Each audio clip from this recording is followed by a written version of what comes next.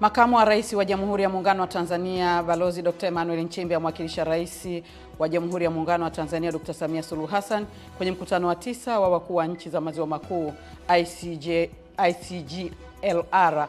Na katika mchezo wa dawa michezo mkoani Mbeya wazungumzia mwenendo wa timu za Mbeya zinazoshiriki Ligi Kuu Soka Tanzania Bara.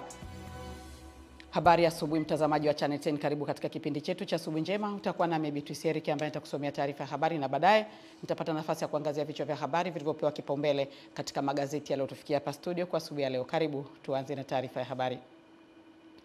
Mwenyekiti wa Jumuiya ya Nchi za Ukanda wa Maziwa Makuu ICGLR ambaye ni Rais wa Jamhuri ya Kidemokrasia ya Kongo Mheshimiwa Felix Tshisekedi amempongeza Rais Mheshimiwa Dr. Samia Suluhu Hassan kwa ushindi alioupata katika uchaguzi huru uliofanyika Oktoba 29 mwaka huu. Pongezi hizo zimetolewa wakati wa ufunguzi wa mkutano wa 9 wa wakuu wa nchi za serikali wa Jumuiya ya Nchi za Ukanda wa Maziwa Makuu ICGLR uliofanyika jijini Kinshasa, Jamhuri ya Kidemokrasia ya Kongo. Makamu wa Rais wa Jamhuri ya Muungano wa Tanzania Mheshimiwa Dr. Balozi Emmanuel Nchimbi anamwakilisha Mheshimiwa Rais Dr. Samia Suluhu Hassan katika mkutano huo.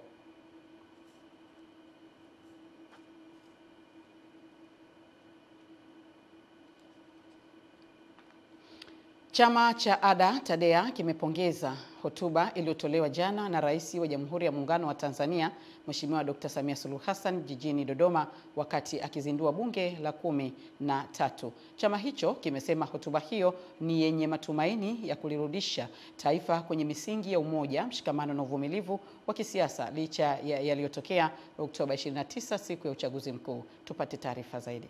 Akizungumza mbele na habari, makamu mwenyekiti wa chama cha ADA TADEA Zanzibar ambaye alikuwa ni mgombea mwenzo wa Rais wa Jamhuri ya Muungano wa Tanzania kupitia chama hicho, Ali Makame Isa, amefananisha hotuba hiyo kuwa ni sawa na dhahabu katika ujenzi wa taifa. Ni siku 100 za dhahabu kwa Watanzania. Haijawahipo kutokea kiongozi yoyote akaweza kuchukua ahadi nzito kama aliyochukua Mama Samia, kwamba ndani ya siku 100 ataanza kushughulikia mambo mazito ambayo kwa yamekuwa ni kero kwa taifa au kwa wapinzani. Kwa hivyo ni siku 100 za dhahabu. Kwa hivyo dhahabu siku zote thamani yake inakuwa ni kubwa. Akizungumzia maridhiano, amesema chama chao kimepokea kwa mikono miwili suala la maridhiano na kuvitaka vyama vya siasa kupitia viongozi wake kuunga mkono uwepo wa maridhiano. Muungwana yoyote hawezi akakataa maridhiano, kwa sababu maridhiano ndiyo msingi wa mafanikio ya maendeleo pahala popote.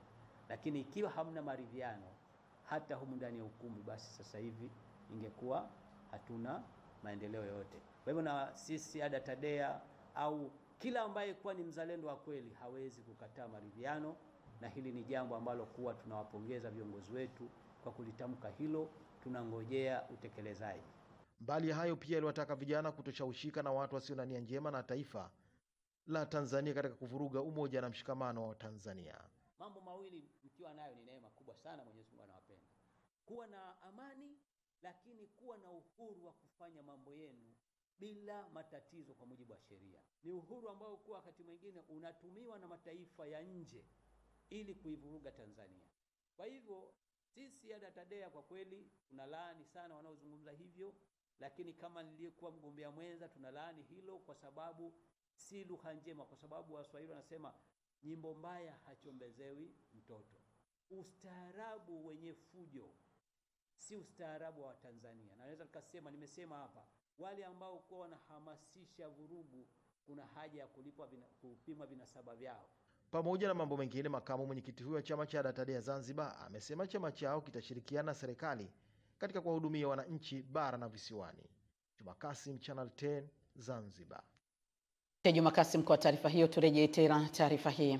Mwenyekiti wa Jumuiya ya Nchi za Ukanda wa Maziwa Makuu ICGLR ambaye ni Rais wa Jamhuri ya Kidemokrasia ya Kongo Mheshimiwa Felix Tshisekedi amepongeza Rais Mheshimiwa Dr. Samia Suluhu Hassan kwa ushindi alioupata katika uchaguzi huru uliofanyika Oktoba 29 mwaka huu.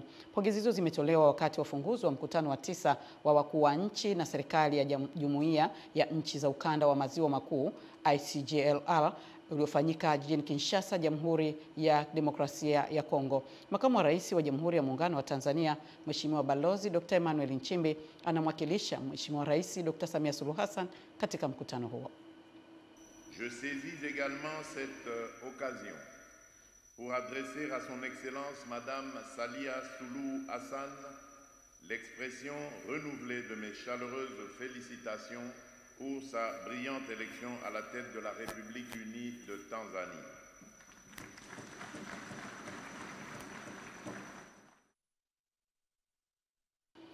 Wananchi wa kata ya Kwa Magome katika halmashauri ya mji wa Handeni mkoani Tanga wamempongeza Rais wa Jamhuri ya Muungano wa Tanzania Mheshimiwa Dr. Samia Suluhu Hassan kwa hotuba yake aliyoitoa siku ya juzi jijini Dodoma wakati akifungua bunge la 13. Kutoka Handeni, Ernest Mbezi anaarifu zaidi.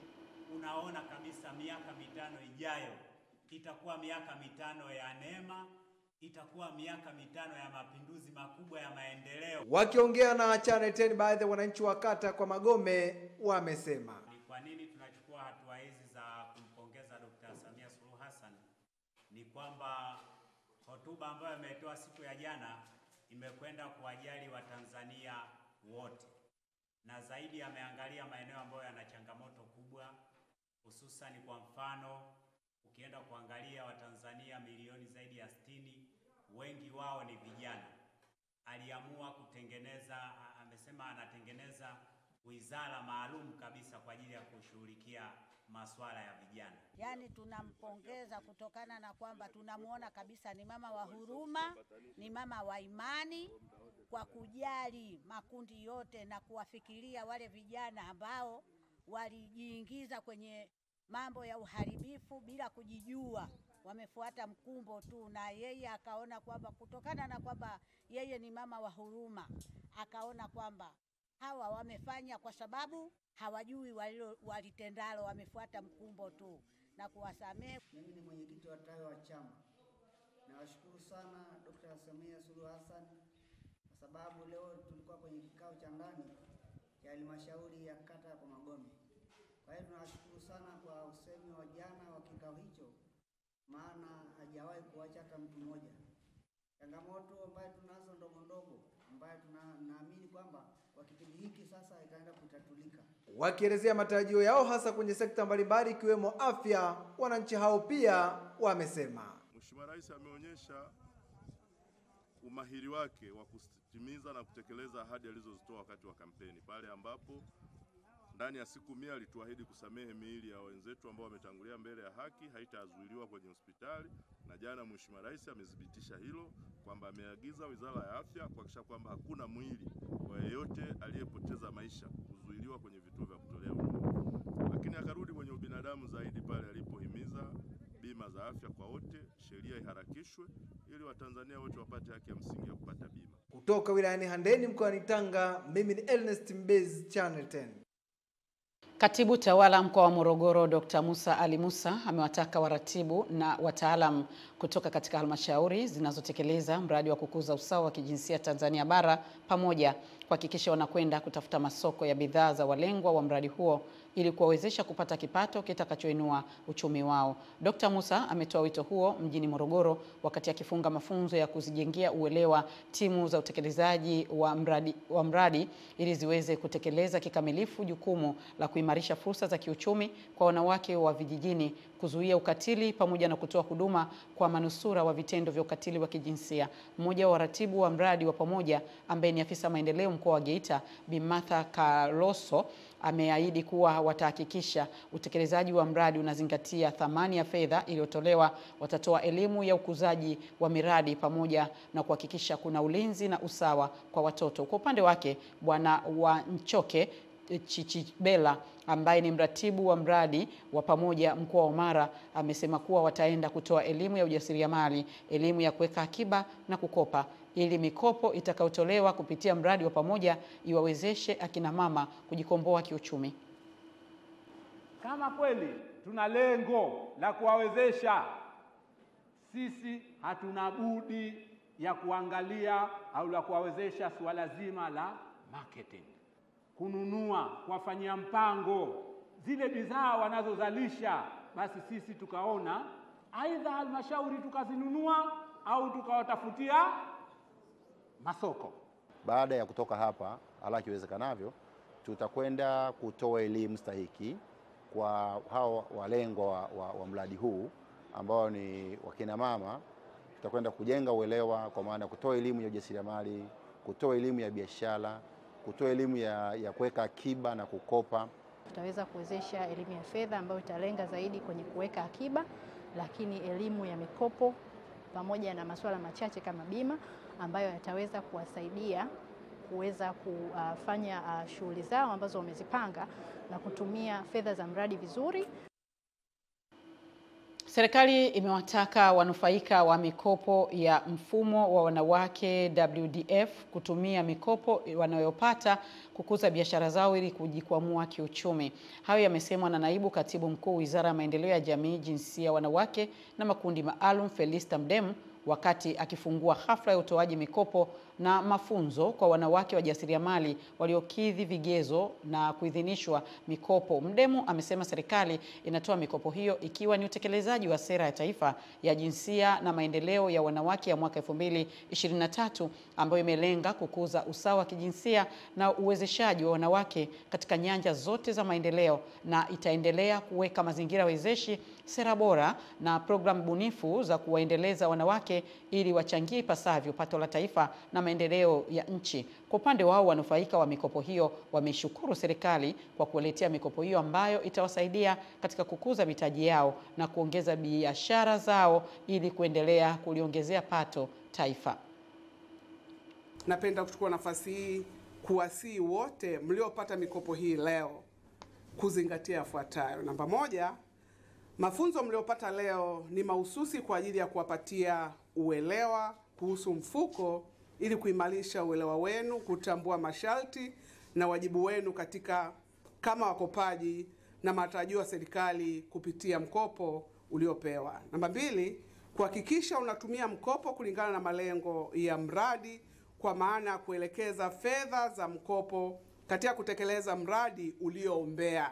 Kwetu sisi hii ni faraja kubwa kuona kwamba ni miradi kulingana na maelezo tuliyopata kwa wakati wa maombi, lakini walivyojieleza leo hapa, ni faraja kwetu kubwa kuona kwamba tuna miradi ambayo itakuwa ni ya mfano katika jamii ambayo itatusaidia katika utekelezaji na kielelezo kizuri cha shughuli za mfuko wa maendeleo ya wanawake.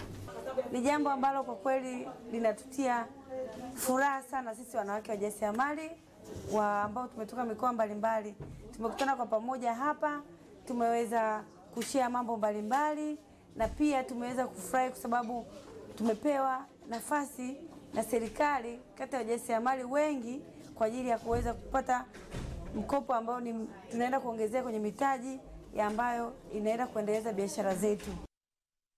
Mbunge wa Mtumba Anton Mavunde ameanza kutekeleza kwa vitendo mpango wa serikali wa kuunganisha shule za mijini na vijijini kidigitali ambao umebainishwa na Rais wa Jamhuri ya Muungano wa Tanzania Mheshimiwa Dr. Samia Suluhu Hassan wakati akifungua rasmi bunge la 13. Mpango huo unajumuisha ugawaji wa kompyuta mpakato kwa wakuu wa shule za sekondari na msingi pamoja na mashine za kudurufu mitihani katika kata 20 za jimbo hilo. Kutoka Dodoma, mwandishi wetu Roda Simba anaarifu zaidi. Akizungumza katika hafla ya ugawaji wa kompyuta mpakato na mashine za kudurufu mitihani kwa kata 20 za jimbo la Mtumba, Mavunde amesema hatua hiyo itasaidia kupunguza gharama za michango kwa wazazi, ahadi aliyoitoa wakati wa kampeni. Kupitia mitambo hii itawafanya wazazi wote waweze kuwapeleka watoto wao kufanya mitihani pasipo kukwama jambo la uchangiaji.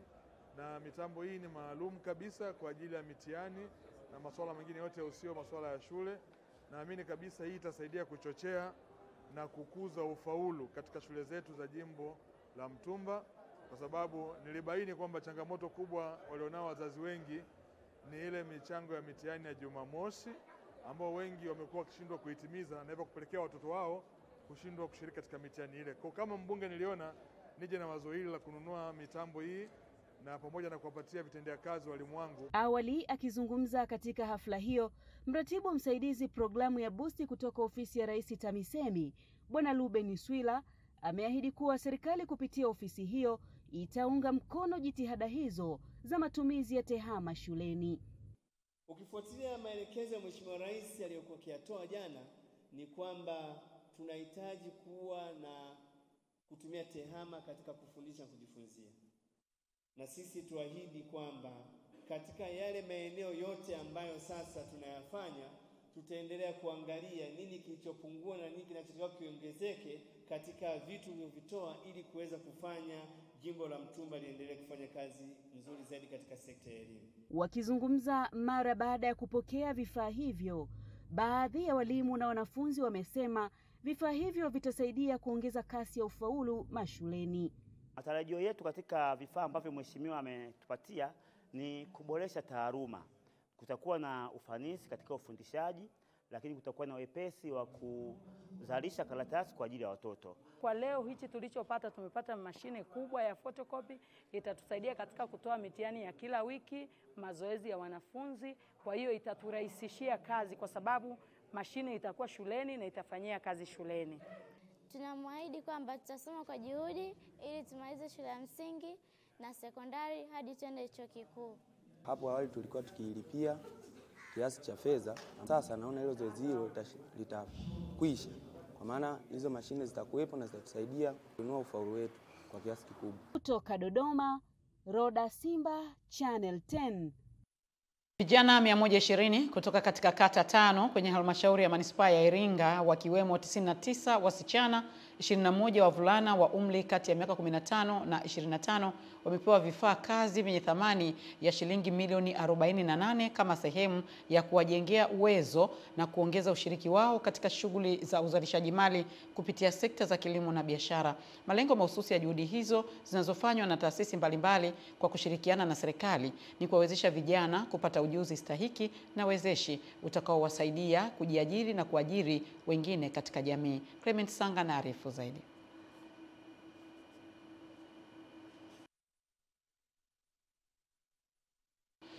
Chemba ya Biashara, Kilimo na Viwanda Tanzania TCCIA imetoa wito kwa serikali ya awamu ya 6 inapoanza muhula wake wa pili kushughulikia changamoto zinazokabili sekta ya biashara, viwanda na kilimo, ikiwemo madeni ya muda mrefu yanayodaiwa na wafanyabiashara wazawa pamoja na umuhimu wa kutoa kipaumbele cha miradi ya umma kwa kampuni za ndani. Fatuma Hassan anaarifu zaidi. Akizungumza jijini Dar es Salaam wakati wa kukabidhi cheti cha utambuzi kwa wajasiriamali wanawake wenye ulemavu, Rais wa TCCIA Vincent Minja amesema uongozi wa chemba hiyo uliofikisha miaka miwili umefanikiwa kurejesha imani ya wafanyabiashara na kuimarisha mahusiano kati ya TCCIA, serikali, sekta binafsi na jumuiya ya kimataifa. Sisi tutafanya kazi na serikali kuhakikisha kwamba tunaongeza wigo wa lipa kodi ili watu wengi waingie kwenye mfumo rasmi wa kodi na watu wengi washiriki kwenye kulipa kodi, tukiamini kwamba kwa kufanya hivyo, kwanza utasaidia kupunguza ule ukubwa wa kodi, kwa sababu utakuwa na walipa kodi wengi na kila mtu akipa kidogo kidogo, kuna uwezekano wa serikali kupata hela zake zile ambazo inahitajia kuzipata. Lakini vile vile tunaamini kwamba kwa kufanya hivyo itasaidia sana kuondoa ile unfairness. Mkurugenzi wa Sauti ya Wanawake wenye Ulemavu Tanzania, Stella Jailos, amebainisha kuwa wanawake wenye ulemavu wanakabiliwa na changamoto za masoko na huduma bora, akiomba serikali kuwasaidia kupata barcodes ili kuuza bidhaa zao kimataifa. Tunayo uwezo wa kulima, tungepata mtaalamu wa kutuelekeza hapa mnaweza mkalima hiki labda kulingana na udongo. Kuna mikoa ambayo tulikwisha ipendekeza ambayo tulikuwa tunajaribu kulima: ufuta, karanga, alizeti. Bahati mbaya kwa sababu tunakuwa hatuna utaalamu wenye kuleta tija, karanga zinakuwa na fungus, kwa hiyo mapato yanakuwa kidogo. Kuna wateja muda mwingine kutoka nchi za nje, tunashindwa kuuza yale masoko kuyafikia sababu vibali tunakuwa vingine hatujatimiza. Mtu atakuja atakagua bidhaa kweli ni nzuri, lakini bado kuna barcode kama hivyo inakuwa imekosekana. Mtu anakuambia hapana, siwezi kununua, au kama unamsafirishia mtu kakupa oda yake nitasafirishaje? Bado kuna ukaguzi unaendelea, barcode hakuna, kujua mzalishaji ni nani au mmiliki ni nani. Kwa kweli inakuwa inaleta shida. Kutoka Dar es Salaam, Fatma Hassan, Channel 10. Fatma, kwa taarifa hiyo. Turejee tena taarifa hii. Vijana 120 kutoka katika kata 5 za halmashauri ya manispaa ya Iringa, wakiwemo 99 wasichana na 21 wavulana wa umri wa kati ya miaka 15 na 25 wamepewa vifaa kazi vyenye thamani ya shilingi milioni 48 kama sehemu ya kuwajengea uwezo na kuongeza ushiriki wao katika shughuli za uzalishaji mali kupitia sekta za kilimo na biashara. Malengo mahususi ya juhudi hizo zinazofanywa na taasisi mbalimbali kwa kushirikiana na serikali ni kuwawezesha vijana kupata ujuzi stahiki na wezeshi utakaowasaidia kujiajiri na kuajiri wengine katika jamii. Clement Sanga ana undani wa taarifa hii. Akikabidhi vifaa hivyo vilivyotolewa na mradi wa Skills for Employment Tanzania SET unaotekelezwa na shirika la Swiss Contact na kufadhiliwa na ubalozi wa Uswizi Tanzania, mkuu wa wilaya ya Iringa Benjamin Sita amewataka vijana hao kuchangamkia fursa ya mikopo ya 10% ambayo hutolewa na halmashauri mbalimbali nchini na kutumia vyema vifaa hivyo walivyopewa kwa malengo kusudiwa. Ninawaomba sana, hatutegemei kusikia mtu kapewa kifaa baada ya mwezi mmoja mmeuza. Hapana, tunategemea kuona mnazalisha bidhaa na ubora unaenda zaidi. Mnapata fedha, mnapata vifaa. Mkiweza kufanikiwa kupata fedha za halmashauri, mkitoka hapo tunajua mnakuwa wafanyabiashara wakubwa. Kwa upande wake, mkurugenzi wa taasisi ya BSBI ya mjini Iringa, Ramadhani Lubanda, amesema kwa kipindi cha miaka mitatu sasa, kushirikiana na mradi wa SET, vijana zaidi ya 2,000 mkoani Iringa wamejengewa uwezo kwa kupewa vifaa mbalimbali vya kufanyia kazi. Tangu toka tumeanza BSBI tumeanza kutoa huduma kwa takriban miaka 3 iliyopita. Huu ni mwaka wetu wa 3. Tumeshatoa vijana 2,000. Katika vijana hao wapo tayari wanaendesha viwanda ambavyo vimeanza kuajiri pia na vijana wengine. Lengo mahususi ya mradi huu ilikuwa ni kuwawezesha vijana kupata ujuzi wa kuweza kujiajiri.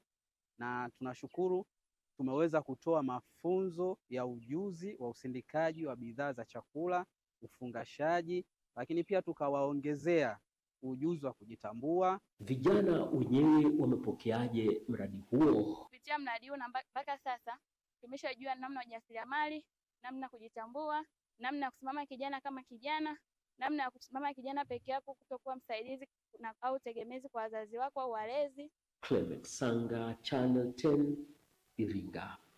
Clement Sanga kwa taarifa hiyo ambayo moja kwa moja natupeleka kwenye habari za michezo na burudani.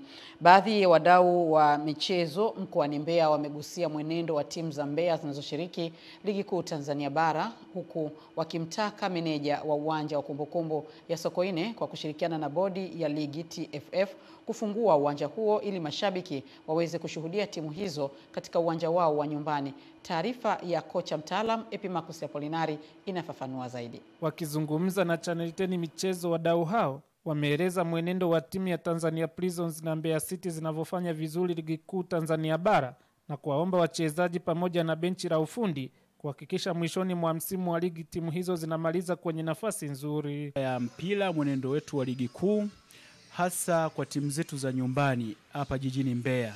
Kiukweli Mbeya City na Tanzania Prison kiukweli mwenendo wao sio mbaya sana. Kwa ukiangalia hapo kwa mwenendo wa timu zetu za hapa Mbeya zinaenda vizuri. Ziombea timu zetu zote mbili ziwe katika 10 bora. Kwa sababu zikishuka hizi timu Simba na Yanga tuwezi tukaziona hapa Mbeya. Mimi ningeomba mamlaka zinazohusika ili kukuza vipaji vyetu na timu zetu zisiweze kushuka daraja, waboreshe miundombinu hasa ya uwanja ili timu kubwa zinapokuja hapa Mbeya ziwe zinachezwa mechi hapa. Sasa tunapopeleka timu ienda kuchezwa Dar es Salaam, kwanza uwanja unakosa mapato, alafu pili mnatukosea mashabiki, usumbufu kwanza kuifuata timu Dar es Salaam. Uwanja ukiwa ni wa nyumbani, kwanza timu ambayo iko nyumbani inakuwa na advantage kubwa sana ya kuweza kupata ushindi, na inaongeza confidence pia. Timu inaingia ikiwa inajiamini kwa sababu ipo nyumbani. Mashabiki sisi ni wachezaji wa 12, si ndio? Kwa hiyo ni watu wa muhimu sana tunapokuwa tupo uwanjani kuisupport timu yetu, ni kitu cha msingi sana. Nikiripoti kutoka mkoani Mbeya, ni mimi mwanamchezo wako kocha mtaalam Epimakus Apolinari, Channel 10. Asante Epimakus kwa taarifa hiyo ambayo imetuhitimishia taarifa yetu ya habari kwa asubuhi ya leo. Tupate mapumziko mafupi kisha tutarejea kuendelea na kipindi chetu cha Asubuhi Njema. Tafadhali baki nasi. Mimi ni Beatrice Eric.